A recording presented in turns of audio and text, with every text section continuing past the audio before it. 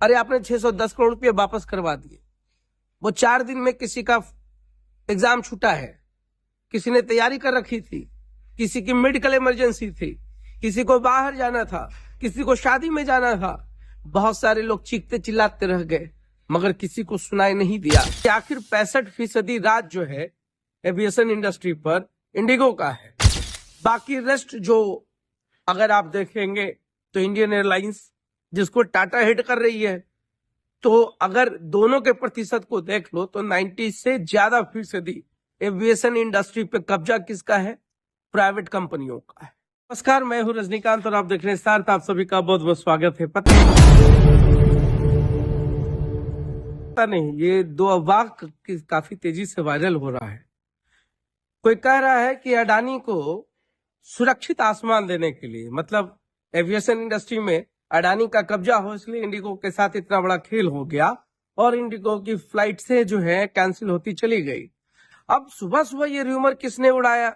जब देश में र्यूमर उड़ाने के लिए इतने बड़े बड़े नेशनल चैनल्स हैं, जो इस्लामाबाद तक कब्जा कर लेती है, जो पाकिस्तान पर कब्जा कर लेती है, जो धर्मेंद्र के मरने से पहले उसको मार देती है, इतने बड़े बड़े चैनल के रहते हुए हम लोग को अफवाह फैलाने की जरूरत ही क्या है? और सोशल मीडिया पर क्यों अफवाह फैलेगा? अब बार बार पूछ रहा है, पूछता है भारत, पूछता है भारत, पूछता है भारत। किससे पूछ रहे हो भाई? अरे मोदी जी तुम्हारा चैनल तो देख नहीं रहे होंगे। पीएम मोदी अगर देखते तो बताते। तो अर्नब लगे हुए हैं, पूछता है भारत, पूछता है भारत। और इस पूरे क्राइसिस पर नेशनल चैनल खामोश रहा। जब चीजें बहुत ही हद से बाहर हो गई तो अब सबकी नींद खुली है। अब देखिए, आज का हेडिंग है, सख्ती के बाद टूटी इंडिगो की नींद, रिफंड किए 610 करोड़ रुपए। राहुल भाटिया जी का तो ऐसी तैसी आपने कर ही दिया है। ये पूरे एविएशन इंडस्ट्री को समझने की जरूरत है कि आखिर 65% राज जो है एविएशन इंडस्ट्री पर इंडिगो का है।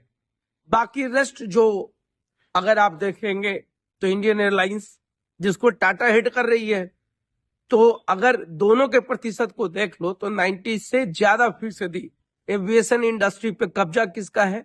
प्राइवेट कंपनियों का है। और सारे एविएशन इंडस्ट्री के मालिक कौन है? तो सरकार खुद बैठी हुई है। अरे जब देश का सरकारी कोई विमान है ही नहीं तो काहे का उड्डयन मंत्री बनाते हो भैया? जब सारा कुछ कब्जा प्राइवेट एविएशन का ही है, जब रेगुलेशंस उसी के हाथ में है, जब मोनोपोली मार्केट का उसी के हाथ में है, तो कौन सा एविएशन मिनिस्ट्री और काहे का काम कर रहे हैं? मनोज तिवारी कर रहे। थोड़ी सी संकट है, मनोज तिवारी को तो 4 दिन तक उसी लॉन्च में रखना चाहिए था, उसी टर्मिनल में बैठा कर रखना चाहिए। जब चीखें सुनाई देती, जब गिड़गिड़ाते लोग दिखाई देते, जब रोते बिलखते लोग सुनाई देते, तब समझ में आता मनोज तिवारी को कि क्या होता है क्राइसिस। और इस आपदा को भी अवसर में बदलने वाले ठेकेदारों की कमी नहीं रही है। अब ऐसे ऐसे देश में जहां पर प्रधानमंत्री तक पहुंचाने के लिए अर्नब को कहना पड़ रहा है, पूछता है भारत, पूछता है भारत। अरे छोड़ दो भाई, कोई नहीं पूछ रहा है और तुम पूछ रहे हो, कोई बता भी नहीं रहा है। अब भैया इतने बड़े बड़े चैनल्स को आप देख ही रहे होंगे, कब्जा करवाना शुरू करती हैं तो पता नहीं कहां कहां तक करवा देती हैं। तो इतने अफवाह फैलाने वाले चैनलों के रहते हुए देश में दूसरे को पूछने की जरूरत ही क्या है? तो अभी तो 610 करोड़ रिफंड हुआ है, अब पूरा खेल होगा। जमीन पे अडानी है, आसमान में राहुल भाटिया है। अब राहुल भाटिया को नीचे लाना है, उनको जमीन पर लाना है, क्योंकि अडानी को ऊपर पहुंचाना है एविएशन में। बाकी पानी में, समुद्र में तो अंबानी है ही। अब इंडिगो के साथ खेल होगा। हम नहीं बोल सकते कि खेल होगा, मगर लोग कर रहे, सोशल मीडिया पर ट्रेंड हो रहा है। हमको ट्रेंड नहीं करना है, इंडस्ट्री बचा के रखिए। मोदी जी का सपना था कि एक दिन सरकार ने चाहा तो बस स्टैंड, रेलवे स्टेशन और पूरा का पूरा एयरपोर्ट का नजारा एक जैसा होगा। हवाई चप्पल पहनने वाला भी प्लेन से चलेगा। सही तो कहा है। बस स्टैंड की हालत तो एविएशन इंडस्ट्री वालों ने एयरपोर्ट की कर ही दी है। रेलवे स्टेशन वाली भीड़ तो लगी हुई है ही। अब मोदी जी जो कहते हैं वो पूरा करते हैं। हवाई चप्पल वाला भी पहुंच रहा है। अब अलग बात है कि पटना से चेन्नई और बेंगलुरु जाने के लिए 80-80 हजार रुपया लगता है। ये अलग बात है कि मोदी जी ने सपना बहुत अच्छा देखा हवाई चप्पल वाले, आज देखो कितना चिल्ला रहे हैं भाई।